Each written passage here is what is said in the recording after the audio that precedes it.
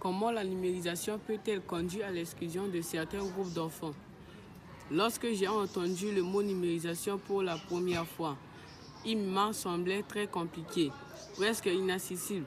Cela paraît loin de notre réalité, surtout pour les enfants qui vivent dans les villages, car beaucoup de familles n'ont pas les moyens d'acheter un ordinateur, d'avoir accès à Internet, ni même à l'électricité.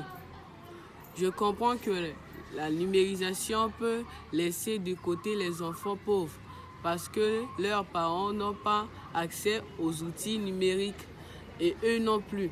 Beaucoup d'enfants ne peuvent même pas obtenir des actes de naissance parce que leurs familles n'ont pas les moyens. Pourtant, sans acte de naissance, un enfant ne peut pas aller à l'école ni poursuivre ses rêves.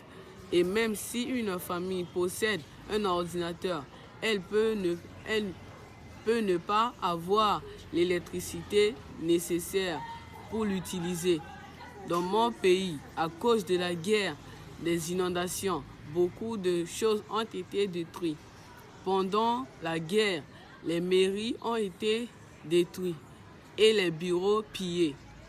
Et de nombreux enfants ont perdu leur acte de naissance, comme mon ami Herman du Parlement Tapori de Bangui, qui a été séparé de ses parents à cause de la guerre. Il n'avait plus aucun document, aucun acte de naissance. En 2019, lors des inondations, les enfants de l'île Bongossouan ont perdu tous les actes de naissance. Les eaux ont emporté tous les documents importants des parents, actes de naissance, bulletins scolaires, carte d'identité, titre foncier et tous les autres papiers. Parce que la digitalisation n'existait pas, les enfants et leurs parents n'ont pas eu la possibilité de récupérer leurs actes de naissance. C'est comme s'ils n'auraient jamais eu.